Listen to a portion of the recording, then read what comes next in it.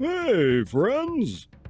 There was Rita Hayworth, Ginger Rogers, Dorothy Lamour, and Betty Grable. Grable was one of the most popular, most bankable stars that ever shone in Hollywood.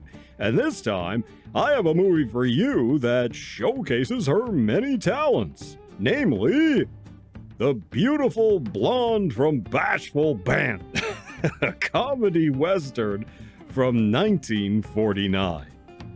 Our story goes like this. Winifred Jones is a saloon singer. Now, from a very early age, her grandpa taught her how to use a shooting iron until she was an expert. Trouble is, Freddie, as she's called, has a temper and it gets her into trouble. One night, she sees her boyfriend, a no-good gambler, spending time with another chick. And so she goes on a shooting spree. Unfortunately, instead of shooting her no-good man, she shoots a judge, right in his bench. And she's arrested. She almost sweet-talks her way out of it, but then she does it again. So she has to go on the lam. Freddie and her friend Conchita hijack the identities of two women bound for a small town called Bashful Bend. Freddie becomes a school marm and Conchita her maid. Freddie meets the heir to a gold mine and they start sparking. But then her no-good boyfriend shows up and the fireworks start going off. On top of that, the Bassermans, the baddies in this town, are on the prod and looking for trouble. Can Freddie evade the law? Will she choose the meek, mild-mannered townsman or the no-good gambler? And what of Conchita? This picture was directed by Preston Sturges, and while everyone talks about the Lubitsch touch, Sturges was no slouch in the comedy department. This thing's a hoot! And what a cast. Let me tell you about them. We have Betty Grable, of course, and what can I say about her? Singer, actor, dancer, she could do it all. And audiences loved her. She was one of the most popular stars of her day and posed for one of the most famous pinup photographs ever taken. Life magazine included this photograph in their list of 100 photos that changed the world. She was actually several months pregnant, and the pose they used was to hide the fact she had a bun in the oven. The photo showed off her $1 million legs. This was a publicity stunt by the studio, supposedly ensuring her perfect gams for $1 million. And in most movies, including this one, she would show off those stems, even if the reason had to be totally contrived. She once said she became a movie star for 2 reasons, and she was standing on both of them. She seemed like good people, too. Besides Grable, we also have Caesar Romero. That's right, the Joker himself. He's pretty good here, playing the smooth-talking gambler.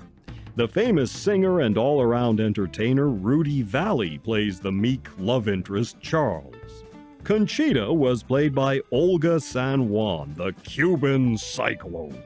Sadly, she wasn't in too much else. This is perhaps her biggest role. She appeared in One Touch of Venus and Blue Skies. Eventually, she retired from acting altogether, having only been in some 14 motion pictures. The comedian Brendel appears in this as the town sheriff. Now, we've talked about him before in my review of You Never Know Women, a silent film from 1926.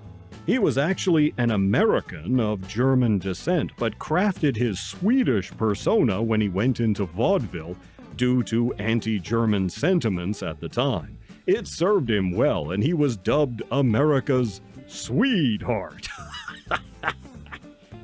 And J. Farrell McDonald plays another town sheriff. He was in a ton of films going back to the dawn of the medium. He started working in film in 1910, both as an actor and a director. He appears in Sunrise, The Iron Horse, Front Page Woman with Bette Davis, Showboat, Topper, The Miracle of Morgan's Creek, just tons of stuff. He usually was cast in westerns or played gruff police detectives. He's even in Superman and the Mole Man. Hugh Herbert is here as a town doctor. He was also in a ton of films. You'd swear he was Ed Wynn, but he's not. They had a similar style and look, though. He was the inspiration for Daffy Duck, believe it or not. The googly-eyed goofball Sterling Holloway plays one of the Basserman boys. He was the voice of Winnie the Pooh for Disney. Porter Hall plays a judge, another familiar character actor, and you'll also spot Margaret Hamilton, the Wicked Witch herself, as the judge's wife. And an uncredited Marie Windsor plays La Belle Bégère. This is a fast picture that clocks in at a brisk 77 minutes, so it doesn't hang around. The movie plays with the tropes of the Western in a fun and original way. It has sparkling dialogue, great performances, and one of the funniest slapstick shootouts you'll ever see. Plus, Betty Grable in her prime, singing and cutting capers. All that, and Technicolor too. The beautiful blonde from Bashful Bend. Definitely a 3 1/4 paw picture. You won't go wrong with this one. So check it out. You take care of yourselves, and I'll see you in the next one.